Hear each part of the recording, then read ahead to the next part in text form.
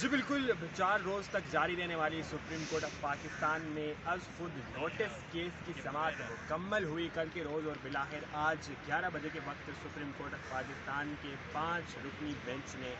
فیصلہ سنایا۔ پنجاب اور خیبر پختونخوا میں ہونے والے ضمنی انتخابات جو کہ التواء کا شکار تھے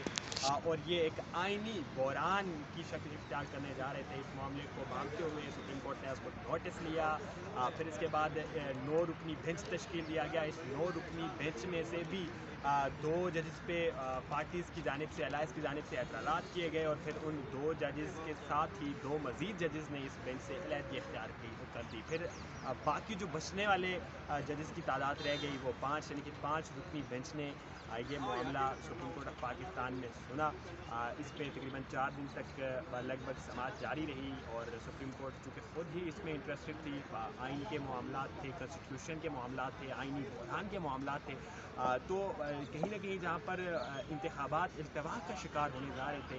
جب یہ معاملہ سامنے آتا تھا تو پھر یہ ایک قوی امکانات موجود تھے کہ آئین پامال کیا جا سکتا ہے، آئین کی خلاف ورزی ہو سکتی ہے۔ تو ایسے میں سپریم کورٹ نے جو ہے وہ از خود نوٹس لیا، اس کی سماعت ہوئی، آج یہ فیصلہ آ چکا ہے، اور سپریم کورٹ کی جانب سے برملا طریقے سے حکم نامہ جاری کر دیا گیا ہے تمام تر الائنس کو، تمام تر متعلقہ حکام کو، کہ وہ جو ہے وہ 90 دن کے اندر انتخابات کروانے کے تمام تر محکمہ جات کو پابند بنائیں۔ اب معاملہ کچھ یوں ہے کہ یہ فیصلہ 3-2 کے جو ہے وہ ڈفرینس سے سنایا گیا ہے۔ 2 ججز نے اس فیصلے میں اپنا اختلافی نوٹ بھی قلم بند کیا، جبکہ 3 ججز کی جانب سے جو ہے وہ اس کے حق میں کہا جائے تو فیصلہ سنایا گیا ہے۔ 2 ججز جن میں جسٹس مندوخیل اور جسٹس منصور علی شاہ شامل ہیں، ان کا بھی اختلافی نوٹ شامل ہے، جس میں یہ کہا گیا ہے کہ وہ نہیں سمجھتے کہ یہ درخواستیں از خود نوٹس لینے کے قابل ہیں۔ آرٹیکل 184C کے تحت جو ہے وہ سپریم کورٹ انہیں اپنے اختیارات کا استعمال کرتے ہوئے انہیں قابل سماعت قرار دے سکتی ہے، کیونکہ اس سے قبل ہی یہ تمام تر معاملات بلوچستان اور بالخصوص لاہور ہائی کورٹ میں نپٹائے جا چکے ہیں۔ تو اس وجہ سے ان 2 ججز صاحبان کا یہ خیال ہے کہ یہ معاملہ سپریم کورٹ کے از خود نوٹس میں نہیں آنا چاہیے تھا، جبکہ باقی یہ کل جو فیصلہ ہے 13 صفحات پر مبنی فیصلہ ہے، اور اس میں 3 جو باقی ماندہ ججز ہیں ان کے ریمارکس بھی شامل ہیں۔ 2 ججز نے تو اختلافی نوٹ دیے، لیکن باقی جو 3 ججز ہیں انہوں نے اپنے جو ریمارکس ہیں وہ قلم بند کیے ہیں، اور ان ریمارکس میں ان جو 11 کے قریب صفحات مشتمل ریمارکس پہ یہ کہا گیا ہے کہ ہر صورت میں پاکستان کے 2 صوبوں میں جو ضمنی انتخابات ہیں وہ وقت پر، یعنی کہ 90 روز کے اندر کروائے جانے چاہیے۔ اب معاملہ کچھ یوں ہے کہ جب جنرل انتخابات یا عام انتخابات کی بات آتی ہے تو سپریم کورٹ کا یہ کہنا ہے کہ عام انتخابات کو لے کر جو پروسیجر ہے وہ ڈیفرنٹ ہوتا ہے، لیکن جب اسمبلیاں تحلیل ہو جائیں یا اس قسم کا کوئی معاملہ پیش آ جائے تو پھر جو ہے وہ معاملہ یا کسی اور ڈیفرنٹ طریقے سے پروسیجر کو فالو کیا جاتا ہے۔ سو ایسے میں سپریم کورٹ نے صدر کے متعلقہ بھی ریمارکس دیے۔ صدر کے معاملے میں ان کا کہنا تھا کہ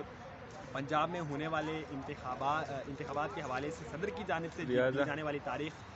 درست ہے، اسے درست مانا جاتا ہے، اسے درست قرار دیا جاتا ہے، چونکہ پنجاب میں جب اسمبلیاں تحلیل ہوئی تھیں تو وہ گورنر کے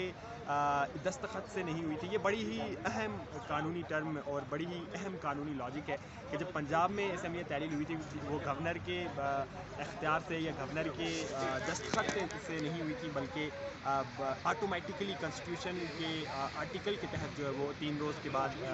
جو اسمبلیاں تھیں وہ تحلیل ہو گئی تھیں۔ سو ایسے میں صدر پنجاب میں تو اپنا اختیار استعمال کر سکتے ہیں، لیکن خیبر پختونخوا کے معاملے میں 9 اپریل کی تاریخ دینا وہ کوئی صحیح بات سپریم کورٹ نہیں سمجھتی۔ دوسری جو اہم بات صدر کے معاملے کو لے کر کی گئی ہے سپریم کورٹ کی جانب سے، وہ یہ کہا گیا ہے کہ سپریم کورٹ 9 اپریل کی تاریخ دینے سے پہلے کنسلٹ کرتا، مشاورت کرتا ای سی پی سے، الیکشن کمیشن آف پاکستان سے، اور پھر مل جل کر باہمی مشاورت کے تحت جو ہے وہ عام ضمنی انتخابات کی تاریخ دی جانی چاہیے تھی۔ بہرکیف آج کے اگر ہم شارٹلی یہاں پر اسے کنکلوڈ کرتے چلیں تو یہ معاملہ نپٹا دیا گیا ہے۔ اب اہم سوال یہ ہے کہ عام انتخابات کی راہ میں یہ کس قدر مؤثر ثابت ہوگا سپریم کورٹ کا فیصلہ، کیونکہ ابھی تک کا جو تاثر تھا وہ کہ اب بھی جو کرٹیسزم ہے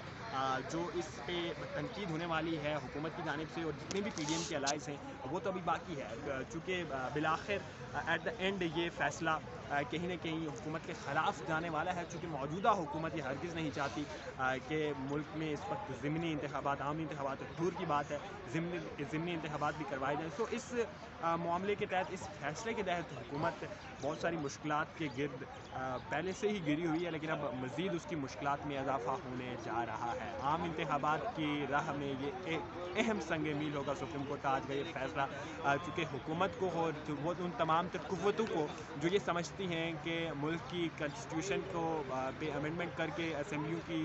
مدت کو بڑھا دیا جائے، ایک غیر آئینی اقدام کے تحت جو ہے وہ اسمبلیوں کی مدت کو بڑھایا جائے، ان تمام کے لیے آج سپریم کورٹ کی جانب سے پیغام دے دیا گیا ہے کہ اگر ایسے کسی اقدام کی طرف کوئی بھی جائے گا تو ڈیفینیٹلی سپریم کورٹ جو ہے وہ حرکت میں آئے گی، اور عام انتخابات کی راہ میں جو ہے وہ میں پھر سے آپ کو بتاتے چلیں کہ یہ اہم سنگ میل ثابت ہونے جا رہا ہے۔ اب دیکھنا یہ ہے کہ حکومت اس معاملے کو لے کر کیا موقف اختیار کرتی ہے۔ ادھر زمان پاک میں پاکستان تحریک انصاف کا اس سپریم کورٹ کے فیصلے کے بعد ایک اہم اجلاس طلب کر لیا گیا ہے، جبکہ یہ جو موجودہ فیصلہ آیا ہے ای سی پی جانے کے بعد، ای سی پی کے پاس بات پہنچنے کے بعد جو ہے وہاں پر بھی اجلاس ہوگا، اور اس کے بعد الیکشن کی جانب جو ہے وہ فردر پروسیڈنگز کی جائیں گی۔